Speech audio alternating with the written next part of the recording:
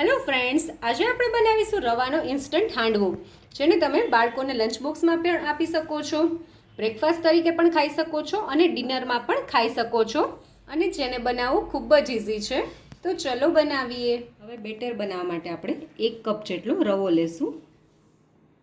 એની સાથે 3 ટેબલસ્પૂન જેટલો ચણાનો લોટ લેશું. જે કપથી આપણે રવાનું માપ લીધું છે એ જ કપથી અડધા કપ જેટલું આપણે દહીં લેશું. અને હવે પહેલાં આપણે દહીંની સાથે બધું સરસ રીતે મિક્સ કરી લેશું.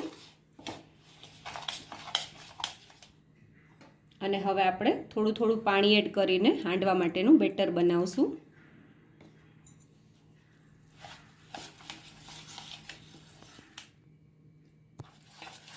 મેં રવાનું બેટર બનાવવા માટે જે કપથી દહીંનું માપ લીધું હતું એ જ કપથી 1 કપ જેટલું પાણી લીધેલું છે, તમે જોઈ શકો છો. અને આપણે અત્યારે આમાં વધુ પાણીનો ઉપયોગ નથી કરવાનો. જ્યારે આપણે આનો હાંડવો બનાવશું ત્યારે થોડું આપણને જો બેટર ડ્રાય લાગશે તો આપણે થોડું પાણીનો યુઝ કરશું. હવે આપણે અત્યારે બેટરને 15 મિનિટ માટે રેસ્ટ કરવા માટે રાખી દઈશું.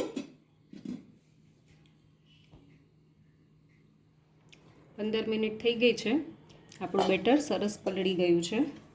હવે આપણે એમાં થોડી દૂધીને ખમણીને એડ કરશું, થોડું ગાજર પણ ખમણીને એડ કરશું અને થોડું કેપ્સિકમને મેં ઝીણું સમારી લીધું છે એ બી એડ કરી દઈશું. થોડી ઝીણી સમારેલી કોથમીર એડ કરશું. 1 ટીસ્પૂન જેટલું આપણે આદુ મરચાં અને લસણની પેસ્ટ એડ કરશું. જો તમારે લસણ ના નાખવું હોય તો તમે સ્કીપ બી કરી શકો છો. થોડા માંડવીના બી એડ કરશું આપણે. હવે આપણે એમાં મસાલા કરી લઈએ. સ્વાદ અનુસાર મીઠું, થોડી હિંગ, 1/4 ટીસ્પૂન જેટલી હળદર, 1 ટીસ્પૂન જેટલું લાલ મરચું. આપણે આમાં લીલા મરચાંનો ઉપયોગ કર્યો છે એટલે તીખાશ તમે તમારા ટેસ્ટને અકોર્ડિંગ પ્લસ માઇનસ કરી શકો છો. હવે આપણે બધું મિક્સ કરી લઈએ. હવે તમે જોઈ શકો છો આપણું બેટર થોડુંક થીક છે, આપણે એને થોડુંક ઢીલું કરવાનું છે. તો આપણે એના માટે થોડું પાણી એડ કરશું. આપણે બેટરને બહુ ઢીલું નથી કરવાનું, થોડુંક જ ઢીલું કરવાનું છે. આપણે આ રીતનું બેટર કરવાનું છે. મેં અત્યારે આમાં 2 ટેબલસ્પૂન જેટલા પાણીનો ઉપયોગ કર્યો છે. હવે આપણે આટલા બેટરમાં 1/2 ટીસ્પૂન જેટલું જે ઈનો ફ્રૂટ સોલ્ટ આવે છે એ એડ કરશું. અને ઈનો આપણે ફ્લેવર વગરનો આવે એનો જ ઉપયોગ કરવાનો છે. અને હવે બધું સરસ રીતે આપણે મિક્સ કરી લેશું. તમે જોઈ શકો છો આપણું જે બેટર છે એ એકદમ સરસ ફ્લફી થઈ ગયું છે ઈનો નાખવાથી. ઈનો નાખવાથી આપણો જે હાંડવો છે એકદમ સરસ સોફ્ટ બનશે. હવે આપણે હાંડવો બનાવી લઈએ. મેં અહીંયા હાંડવા બનાવવા માટે એક પેનનો ઉપયોગ કર્યો છે. હવે આપણે એમાં 3 ટેબલસ્પૂન જેટલું તેલ લઈ લેશું. પહેલાં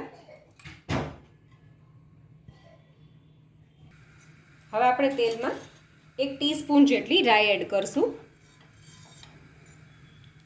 આપણી રાઈ સરસ ફૂટવા માંડી છે. હવે આપણે થોડી હિંગ એડ કરશું.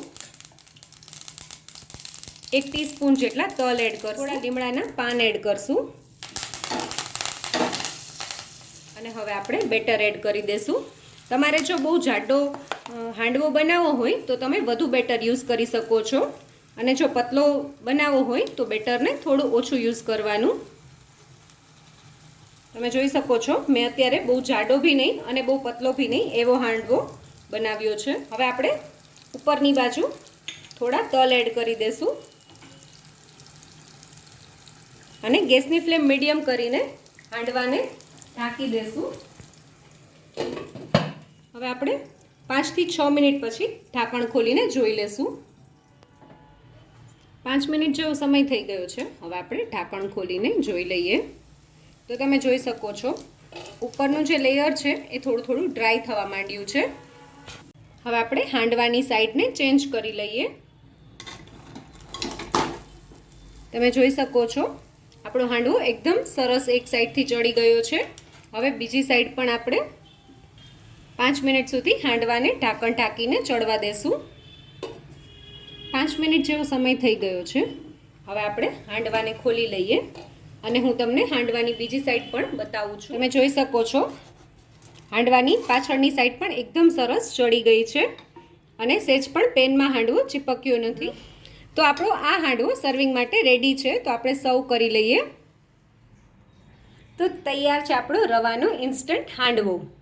જો તમને મારો આ વિડીયો ગમ્યો હોય તો મારા વિડીયોને લાઈક કરજો, શેર કરજો અને મારી ચેનલ કુકિંગ વિથ ઉમા પુરોહિતને સબસ્ક્રાઈબ કરજો, જેથી કરીને આવા નવા વિડીયો હું તમારી સાથે શેર કરી શકું.